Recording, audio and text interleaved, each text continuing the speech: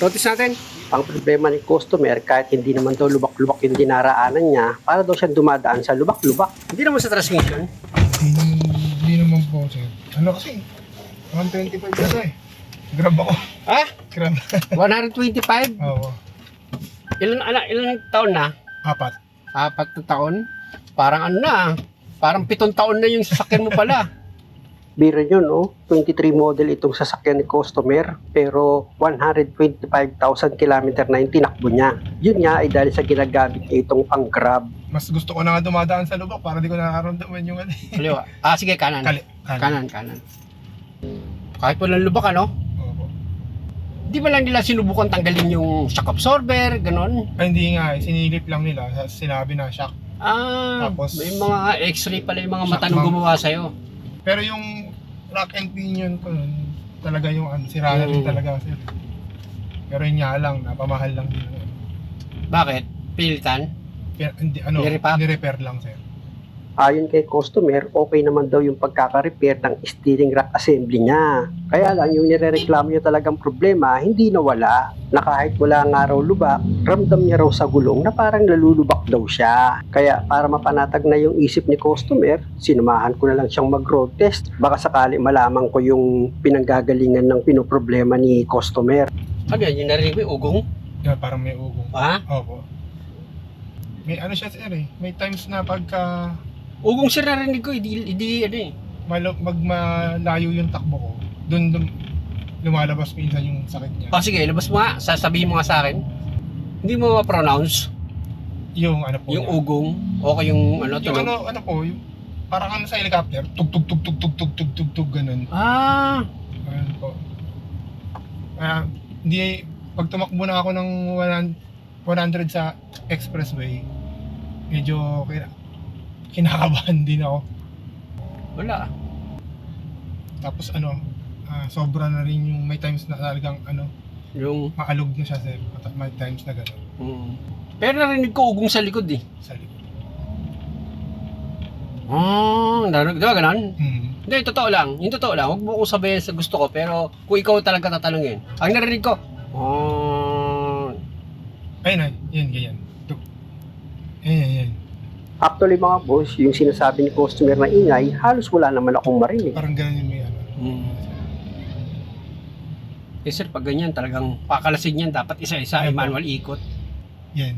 Alam niyo po yan. Parang may maliliit naman. Hindi, sir, kabisado mo yung tulog eh. Siyempre, kasasampa ko lang. Hindi ko pa ilagay yung pakinig ko dyan eh. Ano po hindi siya yung maririnig mo, yung para ka nakakadaan Kaya nga ng po. maliliit na Ganito po yun sir eh. Ikaw kasi, nakatanim na yun sa isip mo yung tunog eh. Kaya, kahit na konting-konti lang, alam mo na kagad. Pero ako, hindi ko kagad mahuhuli yun. Okay. Ikaw, ano mo na eh. Kumbaga, nakatanim na yun sa isip mo eh. Hindi nga yan mabubura basta-basta sa isip mo. Sa totoo lang eh, kahit magawa yan. Hindi yan basta-basta mabubura sa isip mo.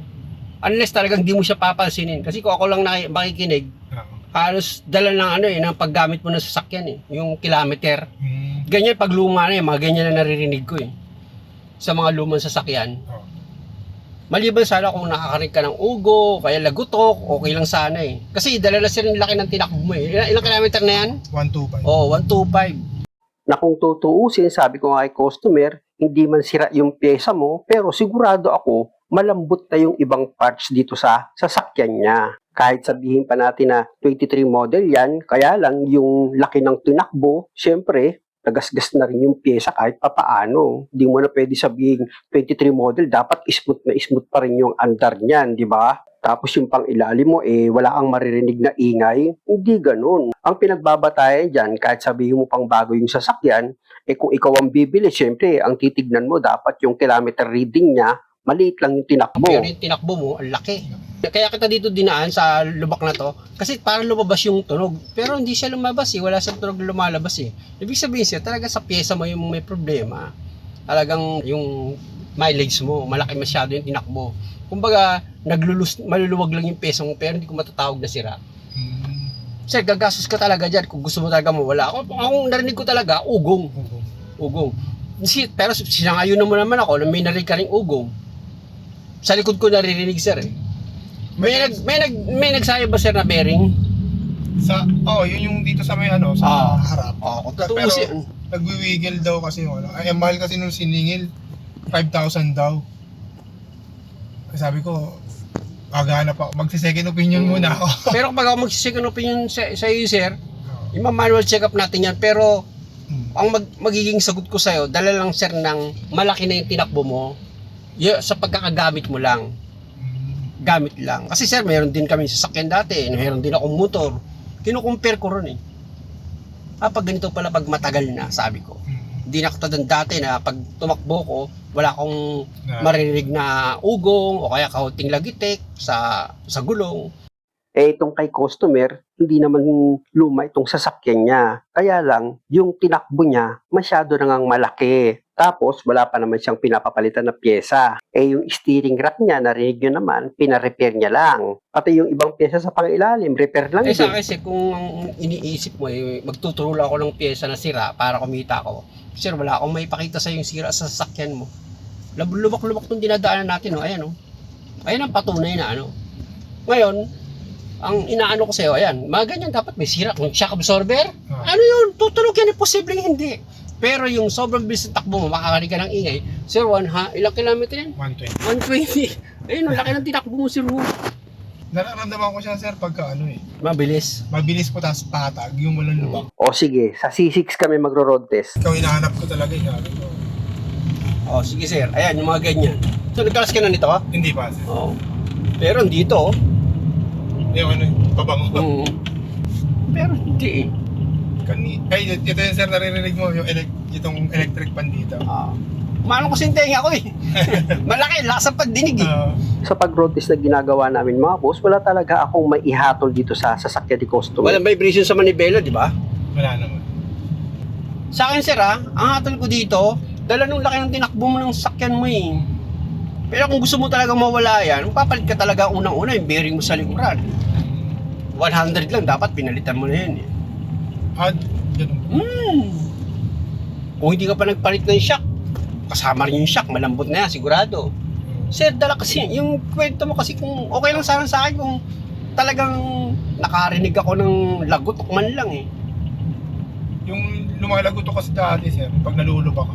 Ay, sabi mo na, nagawa na nga yun, sir Huwag na tayo doon pumunta. Huwag na natin yung problema mo ngayon. Pero yung problema mo ngayon, mga ano na lang yan Talagang dala na rin sir na malaki na tinakbo masyado ng sasakyan mo. Lumambot na yung pyesa. Nagigit mo ba ako, sir? Lumambot na yung mga pyesa mo. Kaya nakakarig ka na ng kaunting lagotok. Lalo yung mga sometimes na dumadaan ka sa mga lubak, minsan malakas pa nga yan, kaya lang biglang nawawala kaya hindi ka nagiging di ba? Kaya nagiging kampante kang bigla dahil nawawala naman. Pero nangyayari sa yon. Kita mo. Ito nga ngayon yan, nawala Sabi ko, bakit? Kung kailan nakita. Saan naman siya hindi nagparamdam? Tapos yung alog din. Sir, dala lang 120. Kaya nga, bawat pyesa may nakalagay kung kailan mo siya papalitan Kaya lang, hindi lang sa'yo papaliwanag ng maayos ang mekaniko yan, kaya kinakabahan ka U-turn tayo, sir. Dito na. Medyo habang natin takbo natin, gusto ko kasi ano yung isip mo Yung bang hindi ka kinakabahan sa pagbiyahe? Kasi alam ko naman iniisip mo baka lumala. Talaga sir, lalala yun. Pero, hindi pa masyadong sira kaya hindi pa malala. Yung stabling ko kasi sir, hindi siya bago. Ni-repair lang din. Isa pa yun, nagpa-repair ka stabling. Minsan pag nawala sa posisyon yun, dahil repair lang yun, pinitpit lang yun, prenes di ba? Minsan pag nawala sa isang posisyon yun, tutulog yun May mga time na pag nawala sa posisyon niya, sunod-sunod ang tunog nun. Dapat nagpa-repair ka na lang, pinalitan mo na. Nagpasakit ka pa ng ulo mo. Nagkamali din ako dun. Diba? Ang gagaling kasi nila magsalita magkwento no? Sir, dati ko kasing ginagawa yan. Tie rod niya, nire-repair ko. Ball joint, nire-repair ko. Stabilizer linkage, nire-repair ko. Pero nung makita ko na may mga time pala, pag nawala sa posisyon niya yung tie rod, maingay din. Kasi yung pagkakatupi mo, hindi naman balanse Hindi ka tulad nung binili mo talaga, yung plastic nung talagang okay yung pagkakalapat Kaya minsan sabi sa akin ng customer, ba't ganun rin? May time na pag nalubak ako, sunod-sunod yung tumulog, tapos biglang nawawala. Sabi ko, palitan nga natin ng tie rod para ma-troubleshoot ko lang. Nung pilitan namin tie rod, bulalog, hindi na nawala. Yun, ang ibig ko sabihin. Baka sabi, hindi naman naka-steady yung tie rod na nakadiretso lang Kaya nga yan naglalaro ang laro niyan 360 di ba? Kaya pag pinihit mo, kahit saan, okay siya, susunod yung tie rod mo. Di ba, bilog yun, sir? Opo. Oo. May kapangyarihan ka pa yata, Sir Ray. Hindi nagpaparamdam yun. Sir, hindi. Pinapamukha lang sa'yo ng Diyos na huwag kang kabahan. Di ba? Pinapamukha sa'yo ng Diyos na, ayan, huwag kang kabahan, marunong naman yung sinakay mo eh. Maniwala ka sa akin, sir. Papapagastos ka lang. Napagastos ka na nga eh. Lalagyan mo pa ng pangalawa. O kaya nga, ilang beses kita iniikutan dito nung may nakita kasi ang lalaki, sabi sa akin. Tingnan mo, sir. Balikan na lang. Ano ako sabi ko sa'yo? Dito tayo dumaan para dito malubak. Di ba? Sa masikip na yun, doon kita pinadaan. Wala talaga ako narinig na kalong. Pero yung kilometer reading mo, sir, na malaki, ayan, ulitin ko sa'yo. Ayan na nang nagdadala ng, kaya nakakarinig ka. Siyempre, malaki na masyado yung tinakbo mo, sir. At kung sa pyesa ang pag-uusapan, may mga pyesa, pagdating ng 100,000, talagang papalitan mo yun. Eh, ikaw, di mo naman pinapapalitan. Gripper ka pa nga eh. Diba, sir? Sir, huwag mo hanapin yung pagiging bago ng sakyan mo kasi yung tinakbo mo masyadong malaki. Masyado na, sir, malaki. Anong ano to? Model? 23. Sir, pasensya ka na. Hindi ko naman sa inaano yung ininsulto yung sasakyan mo. Sinasabi ko lang naman sa yung totoo na huwag mong bibilangin yung model lang sa sasakyan mo dahil 23 pa lang siya. Pero yung kilometer reading naman kasi ang laki na 120 na, sir eh. Parang gusto ko lang siya maano yung isip mo eh. Yung bang karoon ka lang peace of mind na hindi ka makaksidente, hindi ka masisiraan sa daan. Ayun, sir, ang ano ko eh, plano ko lang eh. Wala namang iba. Narinig nyo naman mga boss, imbis na pinapalitan ni customer yung pyesa, pina-repair niya lang daw. Parnis lang daw yung stabilizer linkage niya. Eh pag ganun, pwedeng mawala yung sa position at magkaroon siya ng ingay. Ang na-experience ko kasi talaga pagka, yun nga yung parang sa helicopter. Tug-tug-tug-tug-tug-tug. Ewan ko nga yun, bakit? Sir, yung parang helicopter, sabi mo kasi sa akin, nagpa-repair ka ng ano eh. Hindi, ano po yun, bago pa po ako magpa-repair nung pang-ilalim, nararamdaman ko na siya. Oo. So, nung Anong na-repair? Nawala. andun pa din. Andun pa rin. So, baka naman plano na nito lumipad. hindi pala. Parang helicopter eh. Subukan mo na maigi, sir. Kaya nga, hinabahan natin yung pag-road test eh. Kung bibili ako, sir, ng shock, Huwag ka muna bumili ng shock. sabi mo, kailangan palitan ko na rin yun. Opo, tama yung sinabi ko eh. Eh, wala pa naman lagutok eh. Eh, yung narinig mo naman, di naman lumalabas ngayon. Mamaya sabi mo sa akin, pinapalitan yung shock, tapos di naman nawala yung sira. Di ba? Alam mo naman, may ibang customer, pag nagpalit ng ibang pyesa, gusto, tanggal lahat ng sira eh. May ganun eh, hindi ko naman sinasabi, ikaw yun, ano? Meron Pero, nga, nga sir, napuntahan ko sa may Banawe, daw, axle assembly. ito axle assembly. Maalog daw ako. Sabi ko, parang, Axle, yung velocity. Yung velocity. yung diretso na nakatusok sa transmission. yun, CB joint? Opo, CB joint. Sabi ko parang, alam ko, nanonood din na kasi ako ng mga, sabi ko, pag lumiliko yun, tumutunog eh. Hindi, sir. Di ba? Kahit diretso rin ang takbo.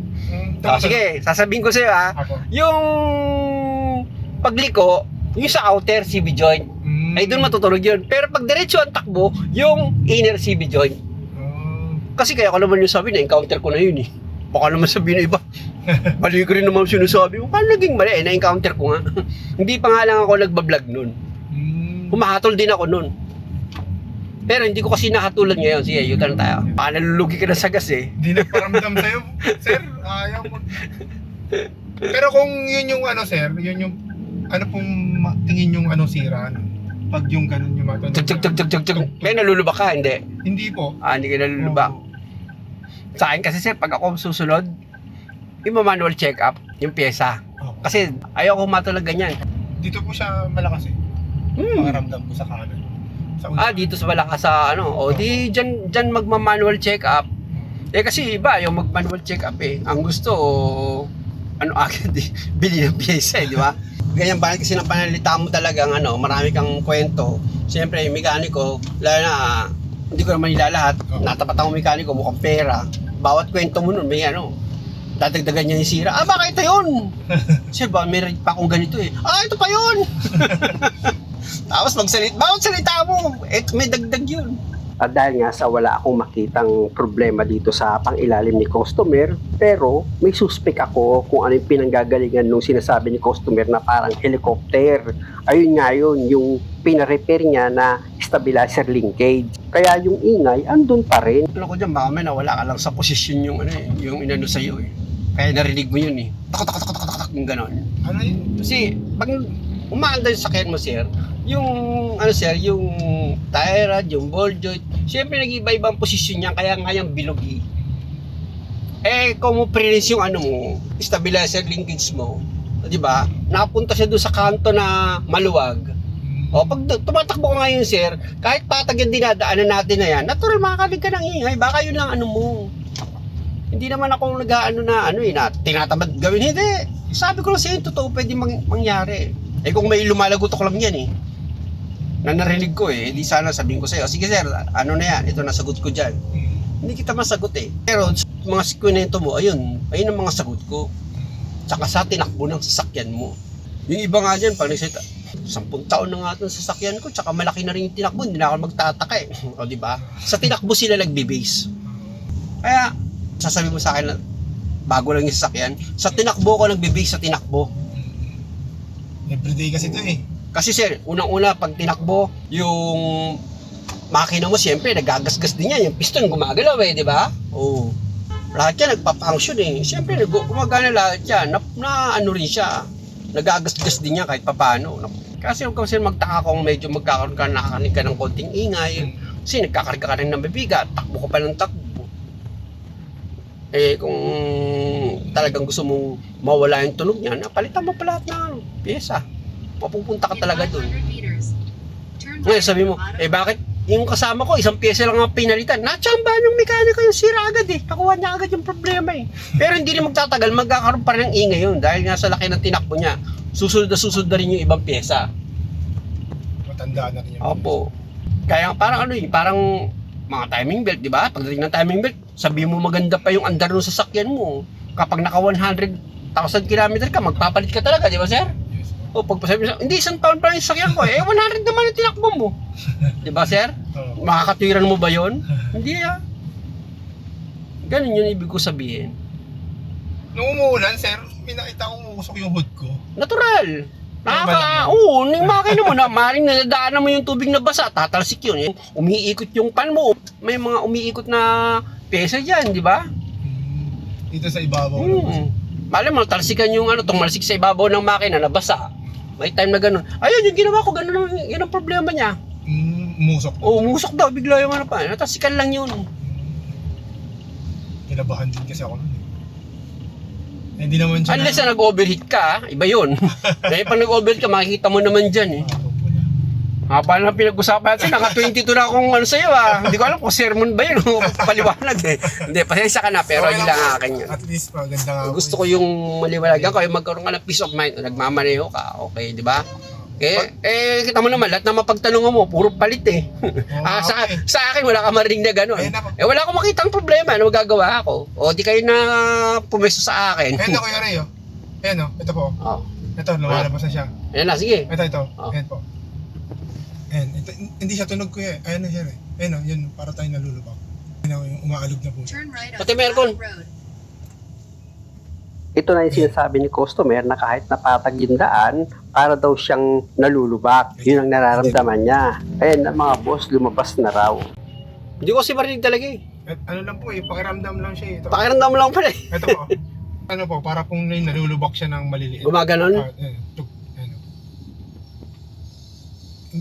Hindi, wala na po tayong lubak na daan pero para tayong naglulubak. Sa diagnose ko dito mga boss, ang suspect ko talaga dyan, yung stabilizer leakage pa rin. Pangalawa yung bearing, syempre pangatlo na lang itong shock absorber. Pero para sigurado dito sa passenger side, bawat pyesa dyan, ima-manual check up ko na lang.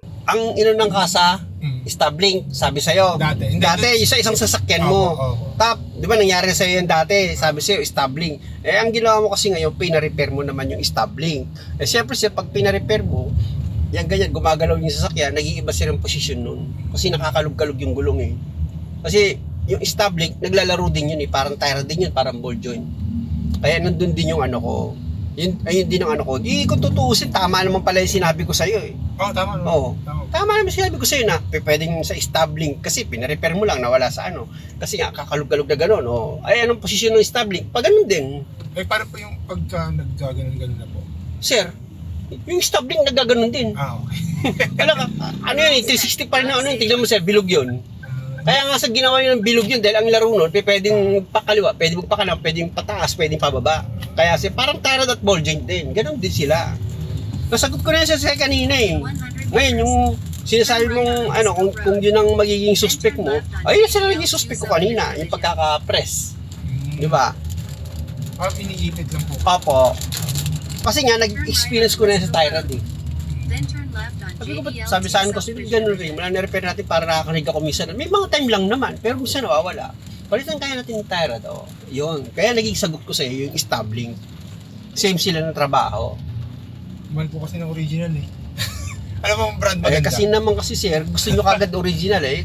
Kung mahal-mahal, meron naman tayong tinatawag na replacement Japan eh. Pwede naman yun. Yung, tama po ba yun? Yung 555? Okay na po yun. Okay po. 555. Huwag mo lang kukunin sardinas ha. Para may ulam Okay, dito na tayo. Baka yun lang kasi Sabi sir, naging ko na. ulam ko po eh. Sana pinakinggan mo ko tama. Opo, Tama naman tayo sinabi. Kayo kasi mapagastos kayo. Wala akong may ituro sa'yo na ibang Kaya, dala na ng malaki ng tinakbo mo, kaya yan ang hatol ko. Di ba? Ayoko naman sir nung alam ko naman walang lagotok, wala akong marigi. Yung sakali po yung yung parang nasa helicopter po. Yung parang helicopter sinasabi ko, ganun, andun pa rin ako sir. Ngayon, kung gusto mo naman talagang mawala yun, pwede natin buksan yung manual check-up natin isa-isa sa susunod ng mga araw. Sige Pag po, libre ako, pagka- pwede naman. Pakitabi mo dito ba may duman? Kunin ko po yung number po ninyo para Ako naman mawawala ng number. Okay. Sir, magkano po sa akin? Magkwento muna tayo, merenda tayo. Ay, Halika na, wala na yun. Maraming salamat sa panonood mga boss at syempre masaya tayo na napanatag natin yung isipan ng isang customer para hindi siya nag-aalala.